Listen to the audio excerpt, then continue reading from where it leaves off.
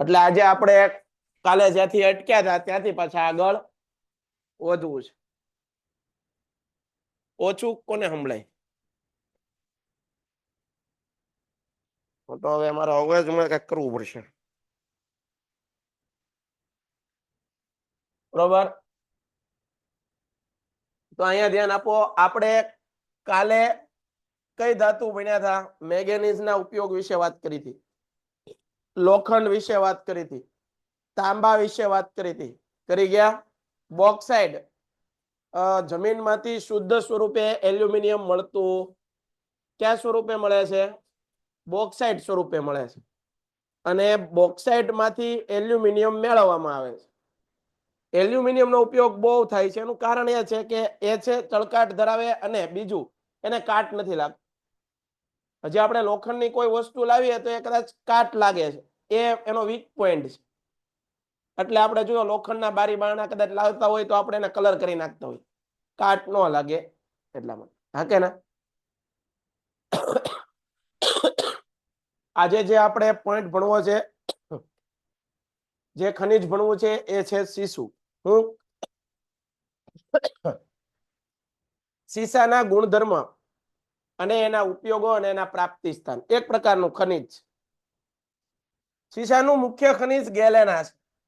હવે આની પહેલા મેં તમને આ મુદ્દો ભણાવી દીધો તો મને એ કયો. અબરખ. તો અબરખ માંથી 2 પોઈન્ટ યાદ રાખવાના હતા. કોણ યાદ રાખશે? અબરખ માંથી 2 પોઈન્ટ યાદ રાખવાના હતા.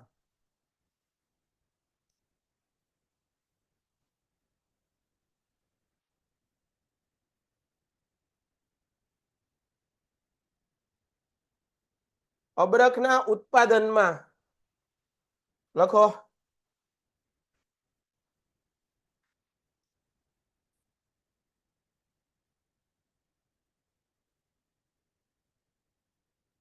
અબરખના ઉત્પાદનમાં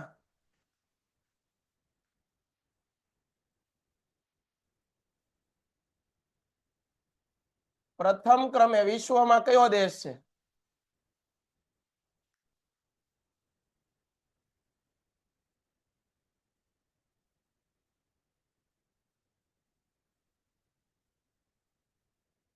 કયો દેશ છે?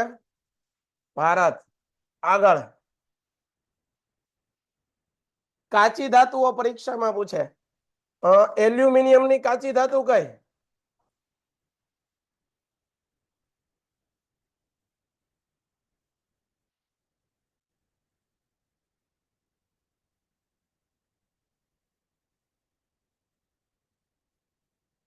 લોખંડની કાચી ધાતુ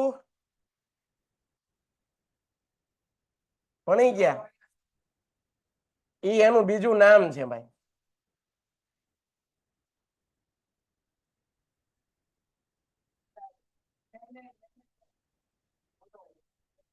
એલ્યુમિનિયમની કાચી ધાતુ બોક્સાઇટ.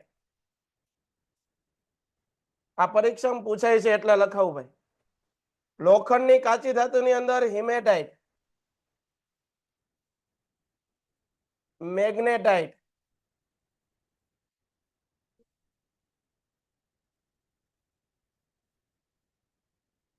લિમોનાઇટ અને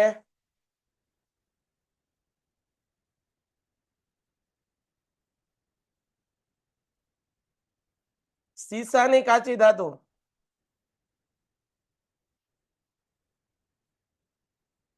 ઈ સાહેબ નથી ભણ્યા. આજે તમને નથી ભણાયું. એ તમારી આગળ બાનું છે. આ તો ભણાયું હતું ને તોય નથી બોલતા. ગેલેના.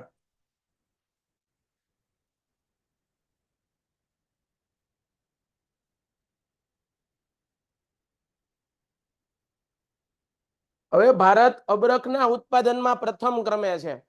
તો ભારતમાંથી જે અબરખ મળે છે, ભારતમાંથી જે અબરખ મળે છે એ કયા પ્રકારનું છે? આ પ્રશ્ન વારે વારે પરીક્ષામાં પૂછાય છે. મસ્કોવાઇટ. આવું કઈ આવે છે શબ્દ? આવશે. તમે ભણ્યા હશો. તમે હરકું બાકી છે. હવે બાકી આવ્યું. કાલ કે થઈ ગયું.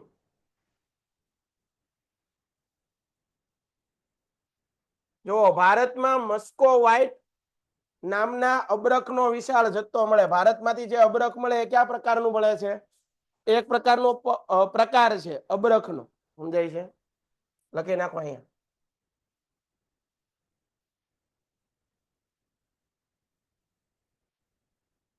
આ પાકું કરીને જાજો એટલે લખાયું.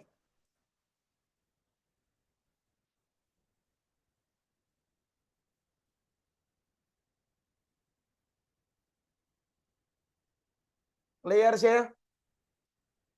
ક્લિયર છે આટલી વસ્તુ?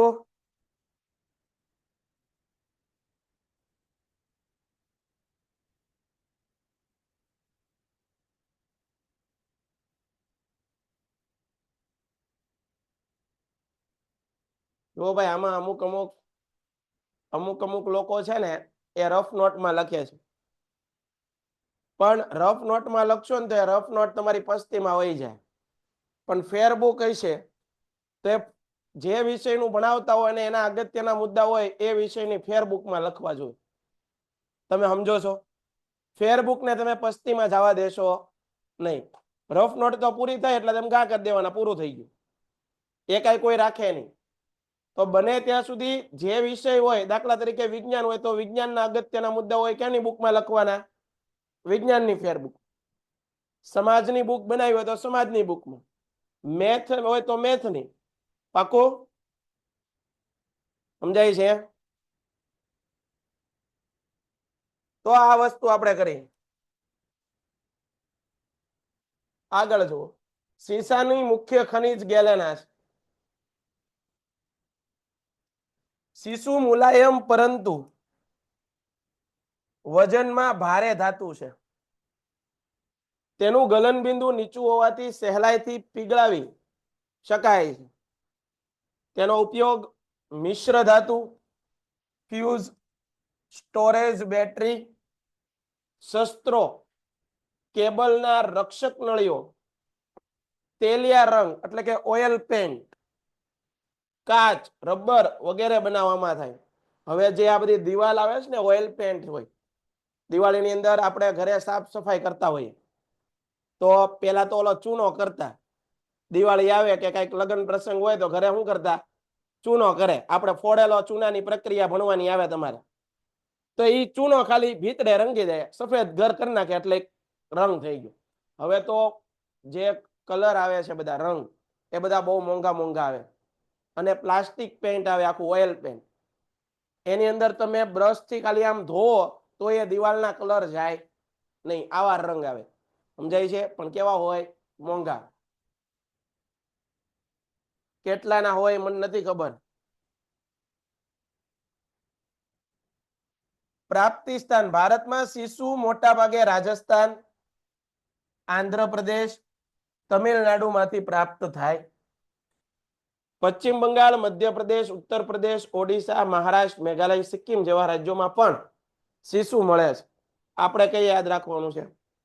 અગત્યના રાજ્ય યાદ રાખ. આગળ ચૂનાનો પથ્થર. આ ખાસ યાદ રાખજો. ચૂનાના પથ્થરનો ઉપયોગ મોટા ભાગે સિમેન્ટ ઉદ્યોગમાં. તો અત્યારે તમને ખબર છે કન્સ્ટ્રક્શન, આજે જંગલો વધ્યા પણ કેના? સિમેન્ટ કોન્ક્રીટના. જ્યાં હોય એના બિલ્ડિંગો જ બને છે અને જંગલો, પ્રકૃતિના કુદરતી જંગલો છે બધા શું થવા માંડ્યા? નાશ. અને કયા જંગલો થવા માંડ્યા? બિલ્ડિંગો બનવા માંડી. જ્યાં ખાલી જગ્યા ભાળી નથી ત્યાં મોટો ફ્લેટ બન્યો નથી. હા કે ના? સમજાય છે ને? તો સિમેન્ટ અત્યારે મહત્વનું એક ઓલું છે. કન્સ્ટ્રક્શનની અંદર સિમેન્ટ વિના કઈ થાય જ નહીં. રોડ રસ્તા બનાવવા, બિલ્ડિંગ બનાવવા. સમજાય છે? તો ચૂનાના પથ્થરનો પહેલો ઉપયોગ તમને આવડવો જોઈએ. કયો છે? સિમેન્ટ ઉદ્યોગ. કેમાં? મકાનના બાંધકામ. લોખંડને પીગાળવાની ભઠ્ઠીમાં. બીજો ઉપયોગ ક્યાં?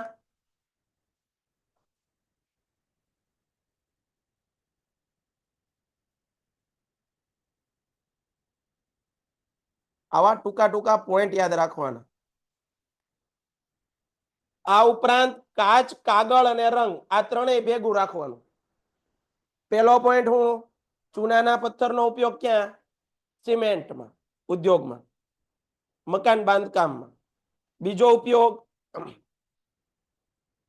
લોખંડ ઓગાળવાની ભઠ્ઠીમાં. ત્રીજું કાચ, કાગળ અને રંગ ઉદ્યોગમાં. ક્લિયર થાય છે? કાચ, કાગળ અને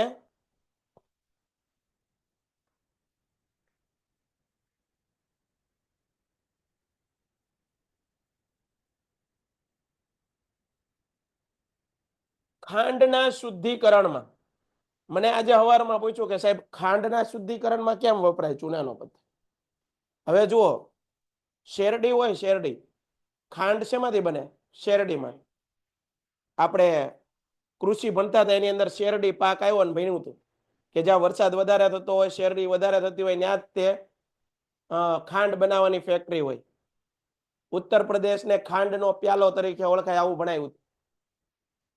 હવે તમને ખબર છે કે શેરડીમાંથી શું બને છે? ખાંડ, ગોળે બને. બરોબર. તો આ જે શેરડી છે એને ઊંચા તાપમાને ગરમ કરીને એનો રસ બનાવવામાં આવે. શું બનાવવામાં આવે? હવે તમે જોજો, એનો રસ બનાવો ને તો શેરડીને ઊંચા તાપમાને ગરમ કરો ને તો એ રસ કેવો હોય? એકદમ કાળો. જોવો ય ન ગમે. હવે એમાંથી ખાંડ બનાવી હોય તો આપણને ગમે? તો ખાંડ તો ધોળી હોય છે. કેમ? એની અંદર આ બધા પદાર્થો ભેળવેલા હોય. ચોખ્ખો ગોળ, હવે તમે ગોળ બજારમાં, આપણે અહીંયા ગોળ બજાર નજીક છે, ગોળ બજારમાં ગોળ લેવા જાવ ને તો 3 પ્રકારના ગોળ હોય. એક હોય દેશી ગોળ. જે દેશી ગોળ હોય એ કાળા કલરનો હોય. કેવો હોય? એક હોય પીળો અને એક હોય વ્હાઈટ. અથાણા કરવા માટે વ્હાઈટ ગોળ વાપરે બેનો. બરોબર છે? આપણે ખાલી બે ચોપડી વચ્ચે રહી છે એટલે બેનો નથી ખબર. બાકી મમ્મી અથાણું કેવું કરતી હોય ત્યારે એમાં આપણી નજર પડી હોય ને તો ખબર પડે, ગોળ અલગ લાવે. આપણે જે ઘરે પીળો ખાઈએ છીએ, ખાવામાં વાપરીએ, એ નો આવે. સમજાય છે? બરોબર. તો આ જે ગોળ છે, જે દેશી ગોળ છે, એ કાળો હોય. તો ખાંડ પણ કેવી હોવી જોઈએ? કાળી હોવી જોઈએ. પણ એ ધોળી કેમ હોય છે? તો કે ભાઈ એની અંદર આ પથ્થર ઉમેરવામાં આવે છે. બરોબર, પ્રોસેસ કરવામાં આવે છે. હવે કઈ રીતે કરે છે આપણે ખાંડની ફેક્ટરીમાં ગયા નથી, પણ સમજાય છે ને? સોડા એશ અને સાબુ બનાવવાના ઉદ્યોગની અંદર ચૂનાના પથ્થરનો ઉપયોગ થાય છે. તો અહીંયા બે પ્રશ્ન તમને કહું છું. મેંગેનીઝનો ઉપયોગ મોસ્ટ આઈએમપી છે. મેંગેનીઝ ધાતુ કેરા વિના જાતા નહીં. બીજું લોખંડ. અને ત્રીજી ધાતુ તમને કીધી ચૂનાનો ખનિજ. ત્રીજું ખનિજ કયું છે? આ ચૂનાના પથ્થરના ઉપયોગો તમને આવડવા જોઈએ.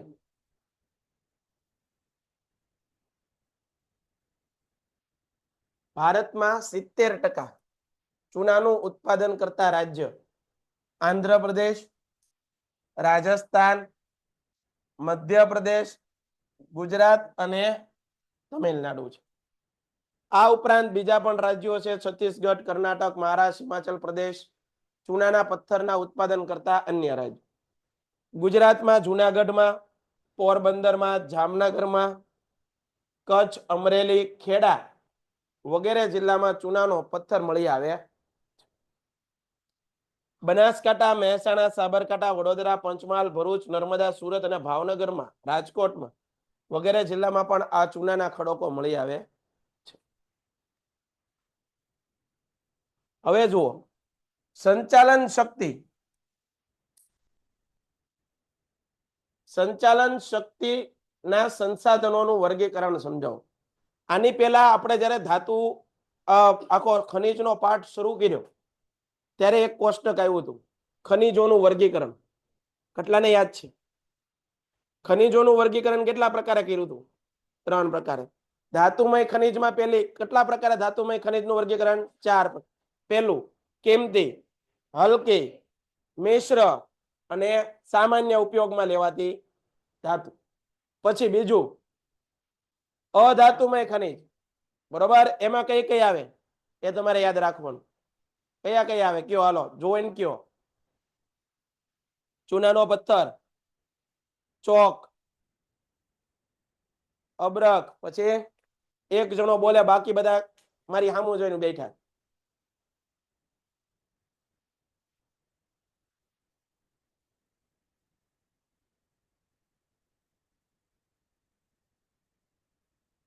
ચિરોડી એટલે કે જીપ્સમ, એસ્બેસ્ટોસ, બરોબર.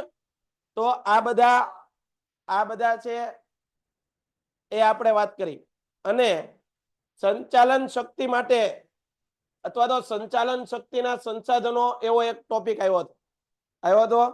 એની અંદર હવે જો આપણે એનું વર્ગીકરણ અત્યારે ભણવાનું. સંચાલન શક્તિના સંસાધનોનું વર્ગીકરણ સમજાવો. પહેલું, પરંપરાગત એટલે કે પુનઃ અપ્રાપ્ય. અપ્રાપ્ય એ સમજાવી દીધું.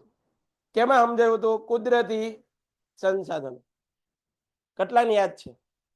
લખાયું હતું તેમાં. પુનઃ અપ્રાપ્ય એટલે એકવાર ઉપયોગ લઈ લીધો પછી બીજી વાર એનું નિર્માણ થવામાં વર્ષો કરોડોની પ્રક્રિયા થાય ત્યારે આ બને, તાત્કાલિક બને. કોલસો એકવાર ખતમ થઈ ગયો પૃથ્વીના પેટાળમાં, ફરીવાર બનવો મુશ્કેલ છે, વર્ષોની પ્રક્રિયા થાય. ખનિજ તેલ, કુદરતી વાયુ, અણુ, આ બધું ક્લિયર છે. અણુ ખનિજો એટલે કે ભાઈ યુરેનિયમ, થોરિયમ, આ બધું.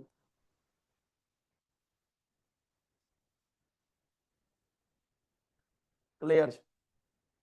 બિન પરંપરાગત અખૂટ સંસાધનો આપણે આવ્યું હતું, ખૂટે નહીં એવા.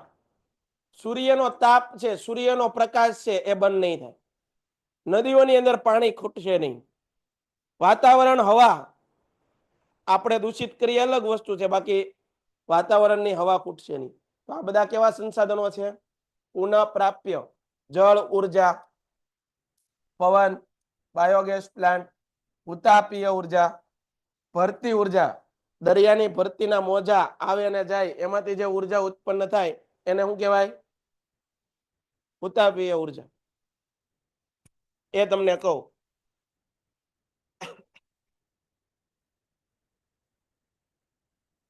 આટલું એકવાર સરખી રીતે વાંચો તો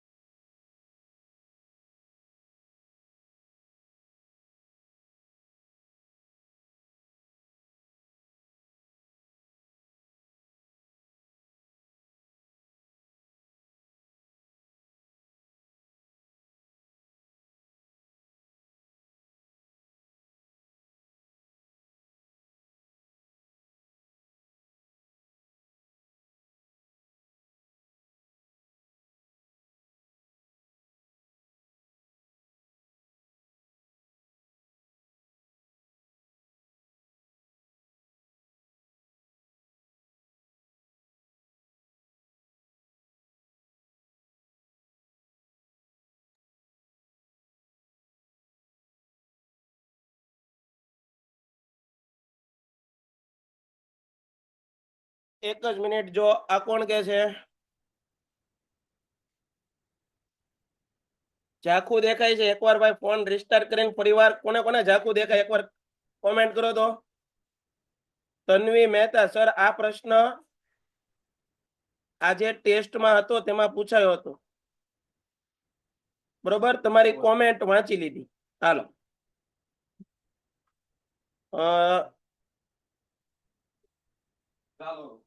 ક્લિયર છે ભાઈ? ના સર, નથી દેખાતું. ભાઈ હું હતો નહીં, ક્યાંથી દેખાય? એકવાર હાજરી પૂરી લેવાઈ ગયો ભાઈ, પછી આપણે આગળ વધીએ. ક્લિયર છે ભાઈ, બધાને દેખાય.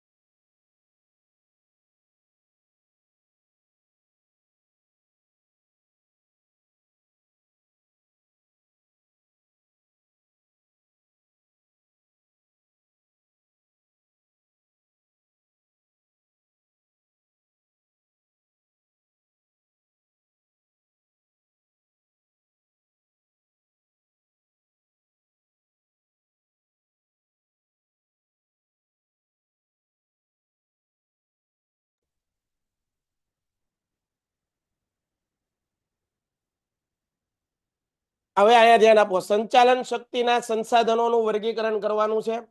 સંચાલન શક્તિ એટલે શું કે ભાઈ ખાલી ને ખાલી મોટા મોટા ઉદ્યોગો હોય, મોટા મોટા રિફાઇનરીઓ હોય, ફેક્ટરીઓ હોય, એની અંદર મોટા યંત્રો હોય.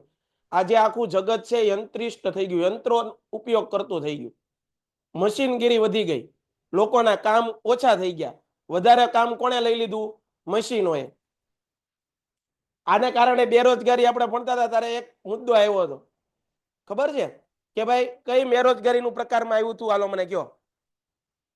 કે ભાઈ જ્યાં 10 જણાનું કામ પડતું હતું પેલા, જ્યાં પ્રચ્છન્ન અથવા છુપી બેરોજગારી, આ જો વેરી, એમાં આપણે કીધું હતું જ્યાં 10 જણાનું કામ પડતું હતું ત્યાં મશીન, એક મશીન આવી ગયું હતું 10 જણાનું કામ કરે, તો બીજા 9 જણા કેવા થઈ ગયા? 9 જણા કેવા થઈ ગયા? બેરોજગાર થઈ ગયા. કેમ કે એક મશીન કેટલા જણાનું કામ કરે? પાકું? તો આવી સ્થિતિ છે આજે. બધા ઉદ્યોગોની અંદર મોટા મોટા યંત્રો છે. તમે મોટી ફેક્ટરીઓમાં જાઓ ને તો મોટા મોટા જનરેટર હશે, મોટા મોટા યંત્રો હશે, તો આ બધા વીજળીથી જ ચાલે છે એવું નથી.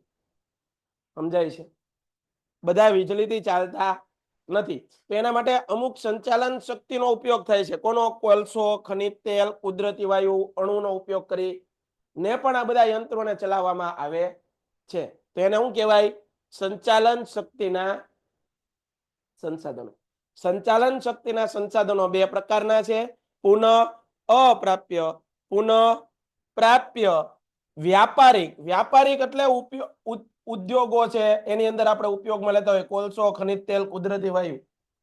આજે ખબર છે વાહનોની અંદર વધારે આ ગેસ ઉપયોગ થાય છે. આપણા ઘરે જે બાટલા આવે છે એલપીજી ના, બરોબર છે, એની અંદર પણ આ વાયુ ભરવામાં આવે છે, બ્યુટેન, પ્રોપેન. બિન વ્યાપારી લાકડીઓ, કોલસો અથવા જલાવ લાકડું, તમે લાકડાને હળગાવો ને જે લાકડામાંથી કોલસો ઉત્પન્ન થાય એને કયો કહેવાય? લકડીઓ, કોલસો. સમજાય છે? કોલસા વિશે વિસ્તારપૂર્વક માહિતી લખો. આ યાદ રાખજો, કારણ કે કોલસો બધાએ જોયો હોય. સમજાય છે? અને લોકો ઉપયોગ પણ કરેલો હોય. કોલસો તમને પરીક્ષામાં પૂછાય. કોલસો એ પરંપરાગત વ્યાપારી શક્તિ સંસાધન ગણાય. તે પુનઃ અપ્રાપ્ય છે. હાલો, આનો મતલબ ખૂટ કે અખૂટ? કેવો? ખૂટી જાય એવું સંસાધન છે. કેવું સંસાધન છે? પહેલો પોઈન્ટ આ લખવાનો. કોલસો એ કેવું સંસાધન છે? પુનઃ અપ્રાપ્ય, ખૂટી જાય તેવું સંસાધન છે. પાકું? બીજો પોઈન્ટ, કોલસાનું નિર્માણ કેવી રીતે થયું? એનું ઉત્પત્તિ અથવા નિર્માણ. તો 8મા ધોરણની ટેક્સ્ટ બુકના વિજ્ઞાનની અંદર અશ્મિ બળતણ વાળો આખો પાઠ આવે અને એની અંદર કીધું છે વર્ષો પહેલા પૃથ્વી ઉપર જંગલો બહુ હતા. આ તો હવે દુનિયા આગળ વધી એટલે ઉદ્યોગો વધ્યા, ફેક્ટરી વધી, બરોબર. બાકી વૈદિક કાળની અંદર જો એકલા જંગલો જ હતા, આવી કાંઈ આધુનિક ટેકનોલોજીઓ હતી નહીં. ત્યારે પૃથ્વી ઉપર શું હતું? એકલું વનો હતા, જંગલ. કોઈ આપત્તિ આવી, તમને ખબર અમુક અમુક વર્ષે કોઈ કુદરતી આપત્તિ આવે. કેવી કુદરતી આપત્તિમાં કોણ આવે? ભૂકંપ છે, વાવાઝોડું છે, સુનામી છે, પૂર છે. તો આવી કોઈ કુદરતી આપત્તિ આવી અને જે જંગલ વાળો ભાગ હતો પૃથ્વીનો એ કોઈ કારણસર શું થઈ ગયો? દટાઈ ગયો. શું થઈ ગયો? દટાઈ ગયો. અને જંગલની અંદર તમને ખબર હોય તો જંગલની અંદર પ્રાણીઓ હોય, પક્ષીઓ હોય, આ બધું દટાઈ ગયું. અને વર્ષો સુધી, કરોડો વર્ષોની પ્રક્રિયા બાદ એના અસ્થિ, તમને ખબર હોય આપણા અસ્થિ છે, ઘણા લોકોને તમારે ખબર હોય કબરની અંદર દફનાવવામાં આવે, બરોબર છે. તો એની અંદર આપણા અસ્થિઓ હોય, એ અસ્થિઓ ધીમે ધીમે શું થઈ જાય? વિઘટન થઈ જાય, પણ વાર લાગે. આપણું શરીર આખું માટીમાં ભળી જાય, હા કે ના? તો એમ આજે પ્રાણીઓના અશ્મિઓ હતા, એ વર્ષો સુધી પ્રક્રિયા થઈ અને એમાંથી કંઈક અલગ તત્વ બન્યું, એ છે કોલસો અને પેટ્રોલિયમ પદાર્થનું નિર્માણ થયું. સમજાય છે? તો કેવી રીતે નિર્માણ થયું? આ કાંઈ રાતોરાતમાં નિર્માણ થઈ ગયું નથી. કેવી ક્રિયા છે? લાંબા ગાળાની, વર્ષો સુધીની પ્રક્રિયા. ક્લિયર થાય છે? આગળ તમને પ્રશ્ન એ પૂછાય કે કોલસો એ કયા પ્રકારના ખડકનો પ્રકાર છે? પ્રસ્તર ખડક કેવો? કેટલાને સમજાય? પરિવાર. કોલસો એ કયા પ્રકારનું સંસાધન? પુનઃ પ્રાપ્ય કે પુનઃ અપ્રાપ્ય? ફૂટી જાય એવું કે અખૂટ? કોલસાનું નિર્માણ કેવી રીતે થયું? તો કરોડો વર્ષોની પ્રક્રિયા દરમિયાન પૃથ્વી પરના જંગલો કોઈ કારણસર, કોઈ કુદરતી આપત્તિસર દટાઈ ગયા અને એમાંથી નિર્માણ થયું. કોલસો કયા પ્રકારના ખડકનું ઉદાહરણ? આ યાદ રાખજો, લખી નાખો, તમારી બુકમાં નો યાદ રહેતો. હું લખાવું તમે લખો એમ નહીં, તમારે લખતું જવાનું, કહું યાદ રાખો. ત્યારબાદ આપણે અહીંયા જ લખીએ. સાહેબ તમે લખો ને તો અમે લખીએ, બાકી કઈ.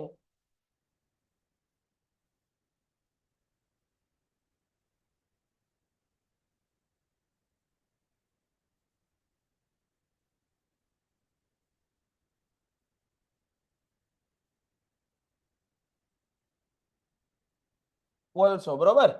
આ કોલસાની અંદર પહેલો પોઈન્ટ આપણે કયો યાદ રાખશું? પુનઃ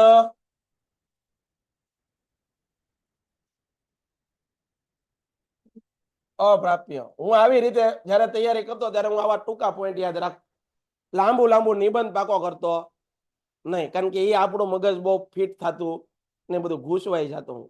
ઓલું હવે ખીહર આવશે. ખીહર એટલે ખબર પડે? પતંગ ઉડાડવાની, લૂંટવાની મજા છે. હો ભાઈ, લૂંટવાનો પણ પ્રોગ્રામ એકવાર ગોઠવવો જોઈએ, મજા જ આવે. આવ ભાઈ. હે પુનઃ અપ્રાપ્ય, પછી ખૂટી જાય એવું સંસાધન.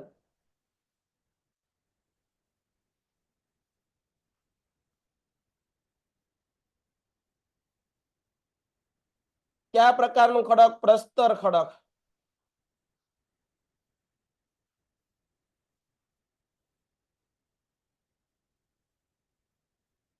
એનું નિર્માણ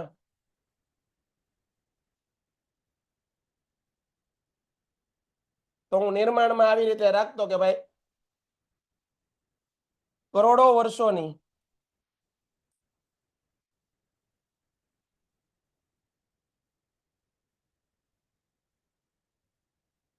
પ્રક્રિયાના અંતે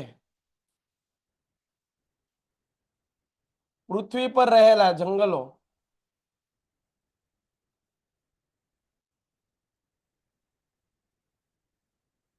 કોઈ કુદરતી આપત્તિના કારણે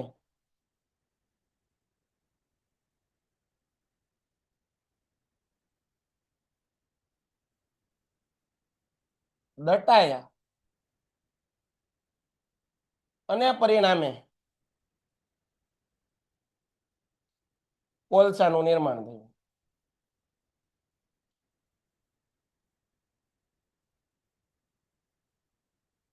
હવે આ કુદરતી આપત્તિ જેને ન ખબર પડતી હોય એને કાઉન્સમાં લખવાનું, કઈ કઈ કુદરતી આપત્તિ આવે? ભૂકંપ, વાવાઝોડું, પૂર, સુનામી, બરાબર. આ બધું. કોઈ કેમ કે કોરોના કુદરતી નહોતી બાપા. હા, એ તો બધું ભેગું કરીને આવવા દીધી.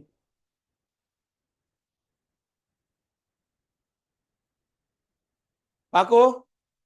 આટલી વસ્તુ આવડે તો તમારે આવી રીતે ટૂંકું યાદ રાખવાનું, પછી જયારે પરીક્ષામાં જઈએ ત્યારે પાછું વ્યવસ્થિત મુદ્દાસર લખવાનું.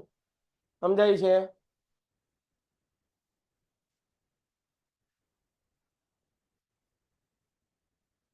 આ તો સાહેબ તમે વાત કરી કોલસાની, તો કોલસાના તો પ્રકાર છે. છે ને?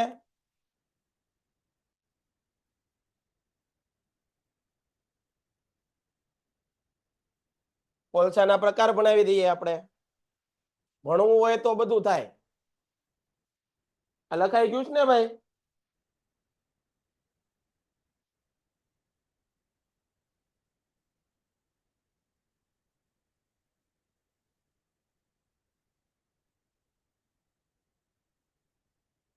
કે ભાઈ એબીસીડી શીખવાડો છો તમે, પાછું આ ઇંગ્લિશ શરૂ કર્યું કે હું? ના, હું સમાજ જ ભણાવું છું, પણ કોલસાના પ્રકાર યાદ રખાવું છું. કોલસાના પ્રકાર બે રીતે યાદ રાખવાના હોય. એક હોય એની ગુણવત્તાના આધારે,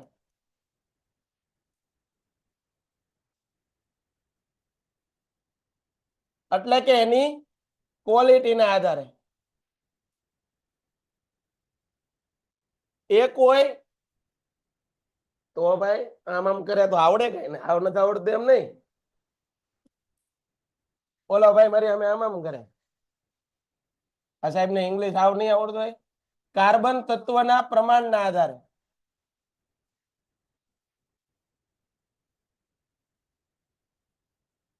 અહીંયા ધ્યાન આવે. કોલસાના પ્રકાર આવી રીતે યાદ રાખો, એ બી લીપી એમ યાદ રાખો. એ એટલે એન્થ્રેસાઇટ, એ એટલે એન્થ્રેસાઇટ, બી એટલે બિટ્યુમિનસ, એલ એટલે લિગ્નાઇટ, પી એટલે પીટ કોલસો,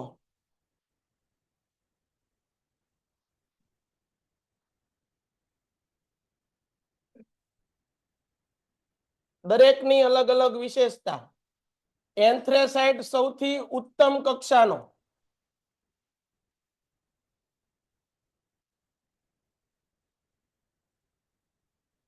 ઓછો ધુવાડો ઉત્પન્ન કરે.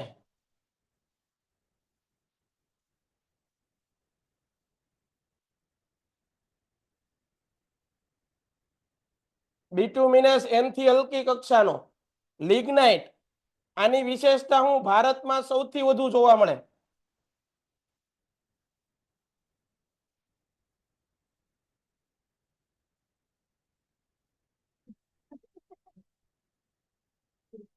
હળવો રે ભાઈ, હા મળી આવે છે. મને લખવા દો દે, તમે બધા જોવો છો ને હું લખું છું, આવું છે.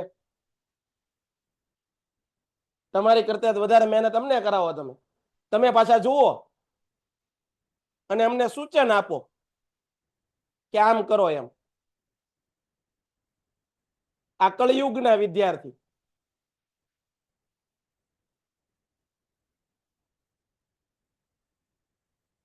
સતયુગની અંદર વિદ્યાર્થીઓ ગુરુની આજ્ઞાનું પાલન કરતા.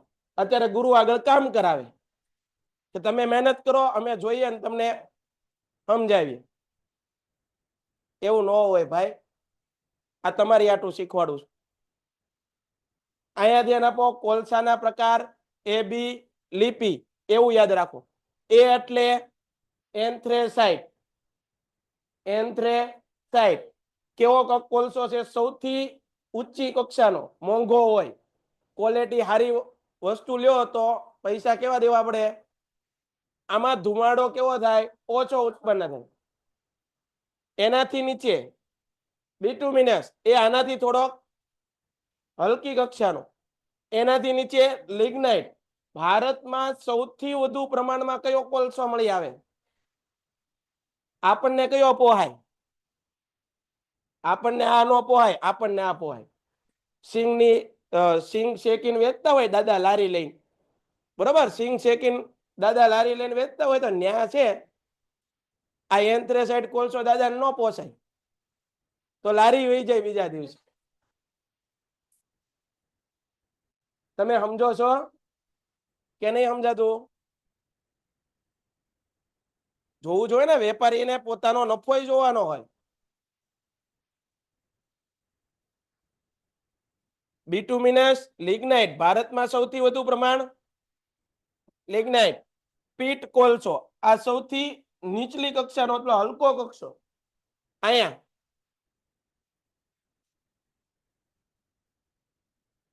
હાલો આપણે પૂરું થઈ ગયું. આ તમારી હાથે કરી નાખજો. તમને દાંત આવતા હોય તો આ કઈ આપણે કરવાની જરૂર નથી, અહીંયા વાંચવા માંડીએ.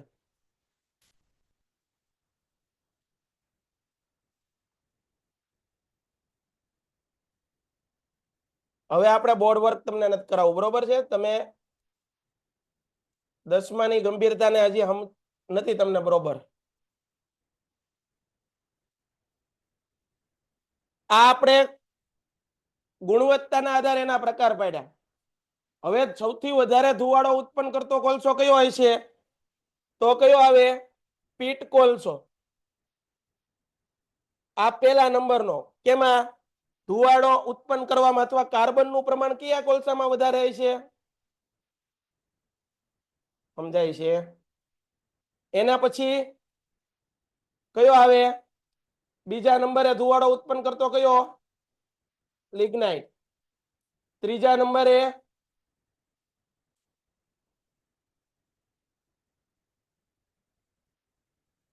અને સૌથી ઓછો ધુમાડો ઉત્પન્ન કરતો કેટલાને સમજાણું?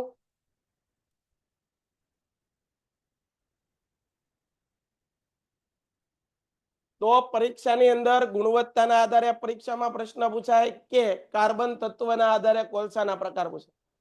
તમને પરીક્ષામાં આવું સમજાવવા હાટું તમને આ કર્યું તો તમને યાદ આવે છે. આમાં બે કન્ડિશન છે ભાઈ. અમે કઈ બોલી નથી શકતા ને, તો એ સામે વિદ્યાર્થીઓ જે એપ્લિકેશનની અંદર જે લાઈવ જોવે છે એમને, અને એ લોકો ભણે છે, એના કારણે નથી બોલાતું. બાકી ઓફલાઈન નમડી હોત ને તો આનંદ આવે છે.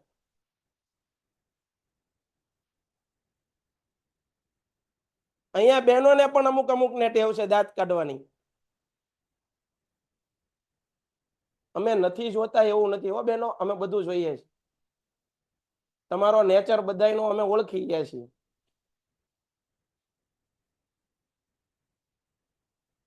થોડીક મર્યાદા છે એ દરેકને હોવી જોઈએ. અમે રાખીએ છીએ અમારી લિમિટેશન, તો તમે રાખો. તમારું ઘર નથી. ઘરે આપણે ગમે એ રીતે રહેતા હોઈએ, ખરે તો ઘરે ન રહેવું જોઈએ. હવે મોટા થયા તો આગળની વાત કરી કોલસાના પ્રકાર. ક્લિયર છે? લખાઈ ગયું ભાઈ? આગળ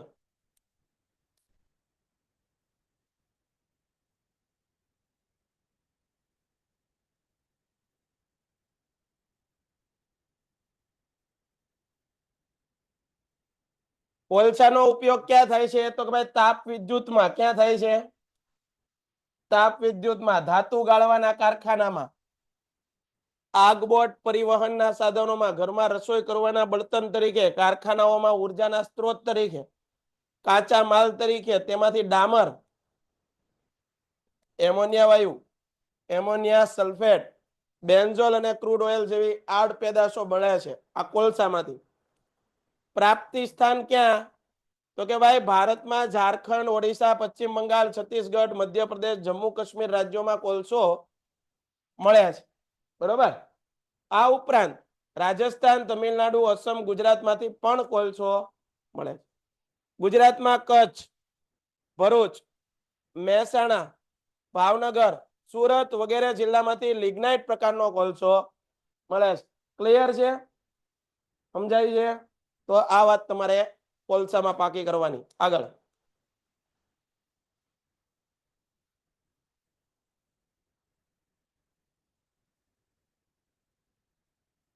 ખનિજ તેલ વિશે વિસ્તારપૂર્વક માહિતી આપો. ખનિજ તેલ પરંપરાગત વ્યાપારી શક્તિ સંસાધન ગણાય. પુનઃ અપ્રાપ્ય શક્તિ સંસાધન છે. એટલે કે એકવાર ખૂટી જાય તો વર્ષો સુધી એની રાહ જોવી પડે. બરોબર? ખનિજ તેલની ઉત્પત્તિ તો પ્રસ્તર ખડકોમાંથી. જો કોલસો પણ કેવું ખડક હતો? ખનિજ તેલ પણ કેમાંથી મળે? આજથી કરોડો વર્ષ પહેલા પૃથ્વી પરના પ્રાણીઓ ભૂગર્ભમાં દટાયા, એમાં પણ આ જ રીતની પ્રોસેસ થઈ. કોઈ કુદરતી આપત્તિ આવી અને વર્ષો સુધીના પ્રક્રિયાના અંતે ખનિજ તેલનું નિર્માણ થયું. ખનિજ તેલની પ્રાપ્તિ, તમને આ પ્રશ્ન પૂછાય છે. સૌ પ્રથમ 1866માં ભારતમાં અસમમાં ખનિજ તેલ શોધવા માટેનો કૂવો ખોદવામાં આવ્યો. તેમાં સફળતા મળતા દેશમાં ખનિજ તેલના ભંડાર શોધવાનો સક્રિય પ્રયત્ન શરૂ થયો. આ પ્રશ્ન પૂછાય.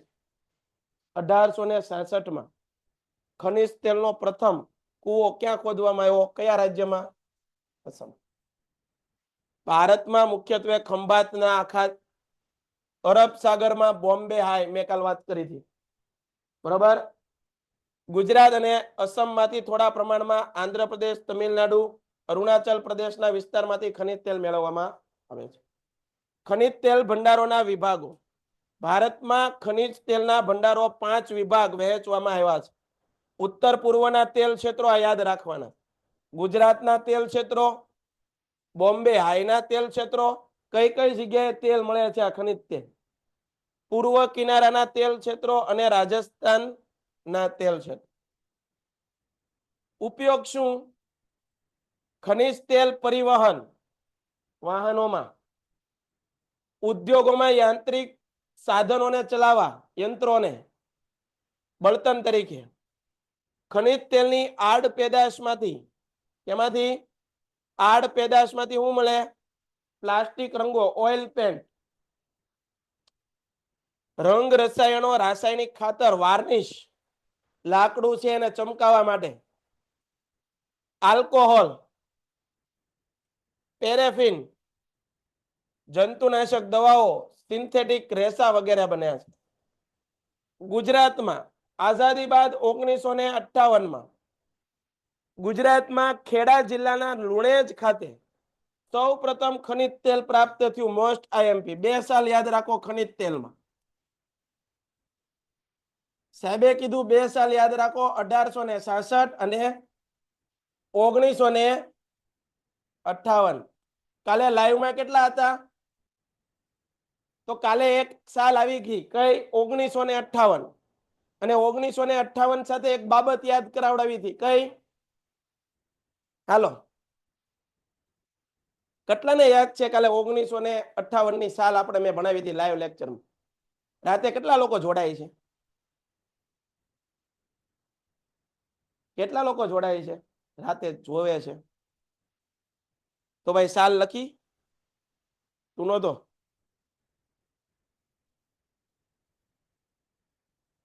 તમને લિંક નથી આવતી એવું છે તો તમે જોતા નથી, થાકી ગયા હોય ને? કઈ વાંધો, ગુડ। તો આ 1958માં 2 વસ્તુ યાદ રાખો બોર્ડની એક્ઝામ માટે। પેલી કઈ? સાંસ્કૃતિક વારસાના પાઠમાં એક આવ્યું હતું, સાંસ્કૃતિક વારસાના સ્થળોનું રક્ષણ કરવા માટેનો સ્મારક, પ્રાચીન સ્મારકોનું રક્ષણ કરવા માટેનો કાયદો ઘડાણો હતો। ક્યારે? 58માં। બીજી એક 58ની સાલમાં આયા યાદ રાખો, ગુજરાતમાં ખેડા જિલ્લામાં લુણેજ ખાતે સૌપ્રથમ ખનિજ તેલ મળ્યું। ક્યાં મળ્યું? અને લુણેજ ક્યાં આવ્યું છે? ગુજરાતમાં ખેડા જિલ્લામાં। તો આપણા માટે પછી સૌપ્રથમ ખનિજ તેલ માટેનો કૂવો ક્યાં શોધવામાં આવ્યો? ભારતમાં, અસમમાં। પણ એના માટે કઈ સાલ? પાકું કે નહીં? તમને જે સાલ કરવાનું કેવું એ તમારે કરવાની છે ભાઈ।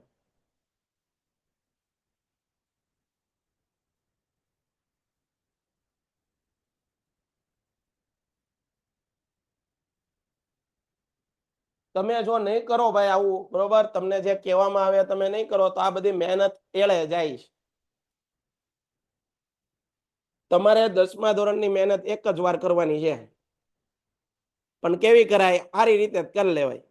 બીજી વાર શું કરવા પાછું ભાઈ? 10મું ને 10મું ભણવું। તમારે બીજી કોઈ અત્યારે જવાબદારી છે નહીં, બીજા કોઈ એવા કામ છે? તમારા ઘરના લોકોએ વિશ્વાસ મૂક્યો કે ભાઈ તું અત્યારે તારું ભણવાનું કરે, એમ જ કહેતા હોય, બીજું કાંઈ ન કહેતા હોય, એ કહે છે તો આપણે આપણું ભણવાનું જ કરાય। આમાંથી ભણવા વાળા ઘણા એવા છે કે ભણીને વયા જાય છે, અમને યાદ નથી રહેતા કે આ અમારી નીચે ભણતો હતો। આવા છોકરાઓ છે, કોઈ દી મેટરમાં, કોઈ વસ્તુના મેટરમાં આવે જ નહીં। એનું કામ હું ખબર? સાહેબ ભણાવવાનું શરૂ કરે, ભણીને પછી હાલતા થઈ જાય, કાંઈ બોલ્યા ચાલ્યા। આવાય હોય છે, કારણ કે પોતાની ફરજ સમજે છે કે મારી ફરજ ખાલી ભણવાની છે, મારે બીજા કોઈ મેટરમાં પડવાની કઈ મારે જરૂર છે નહીં। અને બીજા તો અમને રાતે સપનામાં આવતા હોય. એક વિદ્યાર્થી એવા હોય કે અમને હુવા ન દેતા હોય. રાતે અમે ખીજાતા હોઈએ એને. કારણ કે એકની એક વસ્તુ તમે કન્ટિન્યુ કરો એટલે તમારું મગજમાં ઘૂમે. અમુક વિદ્યાર્થીના તો મને નામ યાદ છે. તમારા નામ બધાને થોડાક અઘરા છે એટલે નથી યાદ રહેતા, બાકી હું બીજે બધે જાઉં ને બધાના વિદ્યાર્થીઓના નામ યાદ છે એકો એકના. ઊંઘમાં કેમ તો મને ખબર પડે કાક સ્કૂલની અંદર કાક થયું છે તો મને ખબર પડી જ જાય કોણે કર્યું હોય. હે સહજાનંદ ગુરુકુલમાં ભાઈ.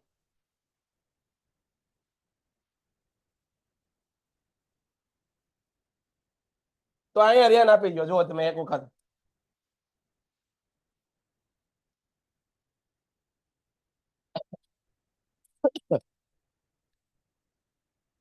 કેટલી સાલ યાદ રાખવાની છે?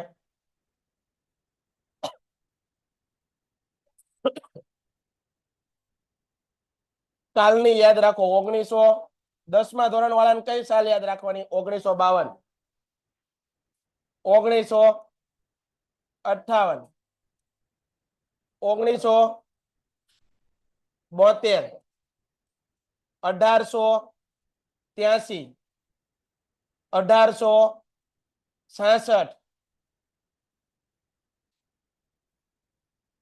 સમજાય છે? જુઓ 1952માં શું થયું હતું? વન્યજીવને લગતું બોર્ડ, વન્યજીવને લગતો કાયદો ક્યારે બન્યો? અહીંયા શું થયું હતું? બોર્ડની સ્થાપના. ગુજરાત બોર્ડ નહીં, કયું? અહીંયા વન્યજીવોને લગતો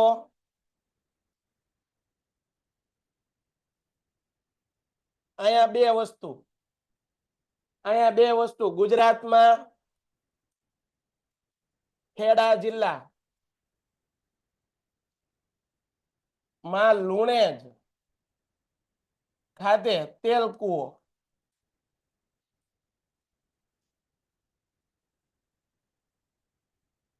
1958માં જી 7મા ચેપ્ટરમાં આવી જાઓ. પ્રાચીન સ્મારકો.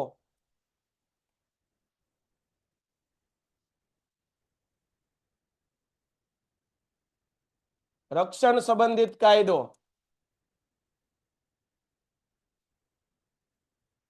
1883 મુંબઈમાં પ્રાકૃતિક ઇતિહાસ સમિતિ.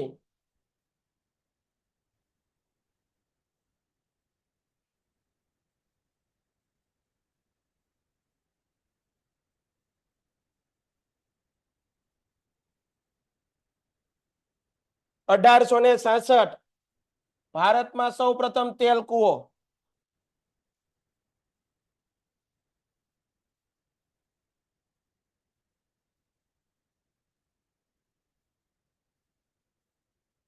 અસમ રાજ્યમાં.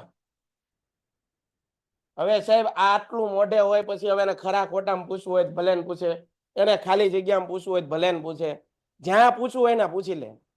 મને આવડે છે, વાત થાય પૂરી.